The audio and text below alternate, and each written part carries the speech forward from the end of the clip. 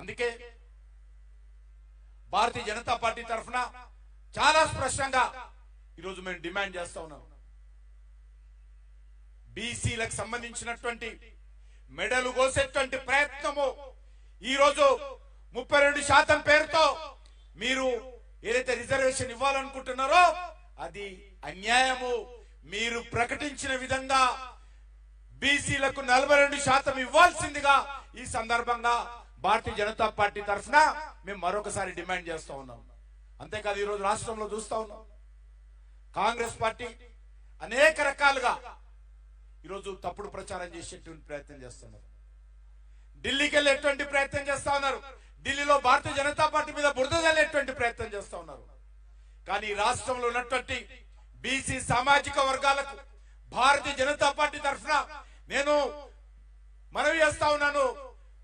ఈ రోజు ఈ రాష్ట్రంలో బీసీలకు సంబంధించినటువంటి రిజర్వేషన్ విషయంలో భారతీయ జనతా పార్టీ తప్పకుండా ఈరోజు 42% రిజర్వేషన్ కావాలని కోరుకుంటున్నటువంటి పార్టీ మొట్టమొదటి పార్టీ భారతీయ జనతా పార్టీ. ఈ రాష్ట్రంలో గత 11 సంవత్సరాలుగా ఈ దేశంలో ఒక బీసీ ముఖ్యమంత్రిని స్వాతంత్రం వచ్చిన తర్వాత మొదటిసారి ఇచ్చినటువంటి party Bharatiya Janata party.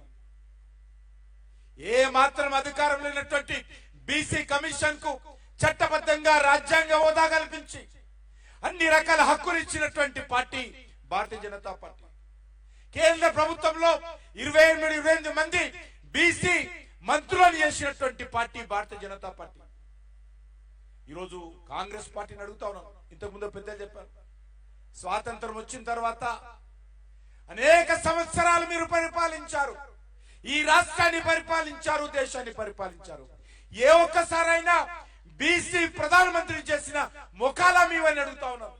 BC ముఖ్యమంత్రి చేసినటువంటి పరిస్థితి కాంగ్రెస్ పార్టీ రోజున అవకాశం పోయించుకుందని అడుగుతాను. అనేక సార్లు అవకాశం వచ్చింది, అనేక సార్లు బీసీ సామాజిక వర్గానికి సంబంధించినటువంటి వ్యక్తులు ముఖ్యమంత్రులు కావాలని ప్రయత్నం చేస్తా కూడా ఏ రోజు కూడా కాంగ్రెస్ పార్టీ ఈ రాష్ట్రంలో స్వాతంత్రం వచ్చినప్పటి నుంచి ఈ రోజు వరకు బీసీ ముఖ్యమంత్రిని చేయలేదు, బీసీ ప్రధానమంత్రిని చేయలేదు. అలాంటి మీరు ఈరోజు భారతీయ జనతా పార్టీని విమర్శించేటువంటి నైతిక హక్కు కాంగ్రెస్ పార్టీకి ఉందని అడుగుతా ఉన్నాను. అంతేందుకు ఈరోజు జనాభా సేకరణ ఎప్పుడో స్వాతంత్రం రాకముందు బ్రిటిష్ వాళ్ళు చేసిపోయారు. కానీ కాంగ్రెస్ పార్టీ స్వాతంత్రం వచ్చిన తర్వాత అనేక సార్లు జనాభా సేకరణ చేసింది. జనాభా సేకరణలో ఏ రోజు కూడా కాంగ్రెస్ పార్టీ జనాభా సేకరణ చేయలేదు. ఈరోజు రాహుల్ గాంధీ అనేక రకాలుగా ఎగిరెగిరి మాట్లాడుతూ ఉన్నాడు. అయ్యా రాహుల్ గాంధీ, మీరు అధికారంలో ఉన్నప్పుడు మీ నాన్న అధికారంలో ఉన్నాడు, మీ నాన్నమ్మ అధికారంలో ఉన్నాడు, మీ తాత అధికారంలో ఉన్నాడు, మీ పార్టీ అధికారంలో ఉంది. మీరు పెత్తనం చేస్తూ యూపీఏ 10 సంవత్సరాలు మీ పెత్తనం చేస్తున్నటువంటి పార్టీ అప్పుడు కాంగ్రెస్ పార్టీ అధికారంలో ఉన్నది. మరి ఎందుకు బీసీ జనాభా సేకరణ చేయలేదో రాహుల్ గాంధీ పార్లమెంట్ ముందు ముక్కుకు నాలుక రాయాల్సినటువంటి అవసరం ఉంది. ఈరోజు భారతీయ జనతా పార్టీ కేంద్ర ప్రభుత్వము, ఎన్డీఏ ప్రభుత్వము చాలా ధైర్యంగా ఈరోజు నిర్ణయం తీసుకున్నాం. శాస్త్రీయంగా, రాజ్యాంగబద్ధంగా, చట్టబద్ధంగా ఈరోజు జనాభా సేకరణ స్వాతంత్రం వచ్చిన తర్వాత ఏదైతే బీసీకి సంబంధించినటువంటి సామాజిక వర్గాల వివరాలు కూడా ఈరోజు రానున్నటువంటి 2026 లో ప్రారంభమయ్యేటువంటి జనాభా సేకరణలో భారతీయ జనతా పార్టీ మొదటిసారి చేయబోతుందనే విషయాన్ని మనం చూస్తున్నాం. ఈ దేశ చరిత్రలో బీసీలకు సంబంధించినటువంటి సామాజిక న్యాయం ఎప్పుడు జరుగుతుందంటే నరేంద్ర మోడీ గారి నాయకత్వంలో బీసీ జనాభా సేకరణ పూర్తయిన తర్వాతనే ఈ దేశంలో బీసీలకు సామాజిక న్యాయం జరుగుతుంది.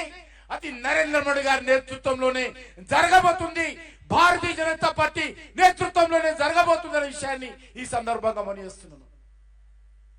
రాహుల్ గాంధీ కాంగ్రెస్ పార్టీయో ఏ రోజు కూడా మాటలు కోటలు దాటాయి తప్ప వాళ్ళు ఏ రోజు కూడా ఈ సామాజిక న్యాయం గురించి ప్రయత్నం చేయలేదు, దేశ సమగ్రత సమైక్యత గురించి ప్రయత్నం చేయలేదు, దేశ అభివృద్ధి గురించి ప్రయత్నం చేయలేదు, దేశ గౌరవాన్ని పెంచేటువంటి ప్రయత్నం చేయలేదు, దేశ సామాజిక దృక్పథంతో వాళ్ళు ఏ రోజు కూడా అవగాహన లేకుండానే పనిచేశారు తప్ప ఏ రోజు కూడా అవగాహనతో పనిచేయలేదు. అందుకే ఈరోజు చాలా స్పష్టంగా మనం ఉండాలి.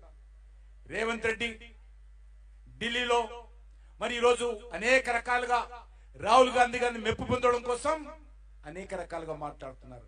స్థాయికి మించి మాట్లాడుతూ ఉన్నాడు, అర్హతకు మించి మాట్లాడుతూ ఉన్నాడు, అసందర్భంగా మాట్లాడుతూ ఉన్నాడు. ఆయన ఏమంటాడు? ప్రధానమంత్రి కన్వర్టెడ్ బీసీ.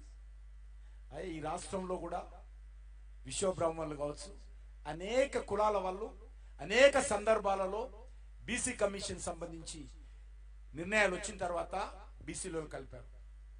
నరేంద్ర మోడీ గారు ముఖ్యమంత్రి కాకముందు, నరేంద్ర మోడీ గారు ప్రధానమంత్రి కాకముందు గుజరాత్ రాష్ట్రంలో కాంగ్రెస్ పార్టీ అధికారంలో ఉన్నప్పుడు వాళ్ళు నరేంద్ర మోడీ గారికి సంబంధించినటువంటి బీసీ సామాజిక వర్గాన్ని బీసీలో కలిపారు. కన్వర్టెడ్ బీసీ అంటారు. ఎందుకు ఈరోజు ఈ రాష్ట్రంలో బంజారాలు, లంబాడి సామాజిక వర్గానికి సంబంధించినటువంటి వాళ్ళు కూడా చాలా సంవత్సరాల తర్వాత 1971లో అనుకుంటాను వాళ్ళు కూడా ఎస్టీలో చేరారు. అయితే ఈరోజు లంబాడీలంతా కూడా కన్వర్టెడ్ ఎస్టీలా, విశ్వబ్రహ్మణులంతా కూడా కన్వర్టెడ్ బీసీలా. ఈరోజు అనేక కులాల వాళ్ళు ఈ దేశంలో ఈ రాష్ట్రంలో చాలా మంది బీసీలుగా మారారు. వాళ్ళందరూ కూడా కన్వర్టెడ్ బీసీల కింద రాహుల్ గాంధీ లేకపోతే రేవంత్ రెడ్డి అనుకుంటాడా? చెప్పాల్సినటువంటి అవసరం ఉంది. నోటికి ఏదొస్తే అది మాట్లాడము, ఏది పడితే అది మాట్లాడము. అదే హీరోయిజం అనుకుంటే, అదే గొప్పతనం అనుకుంటే ప్రజలు రానున్న రోజుల్లో క్షమించే పరిస్థితి లేదు. అర్థం చేసుకోవాల్సిన అవసరం. ప్రజలు క్షమించే పరిస్థితి లేదు. ఈరోజు ప్రజలు అన్ని పార్టీలను చూశారు, అంతమంది నాయకులను చూశారు కాబట్టి గత పార్లమెంట్ ఎన్నికల్లో 8 సీట్లు భారతీయ జనతా పార్టీ గెలిచింది.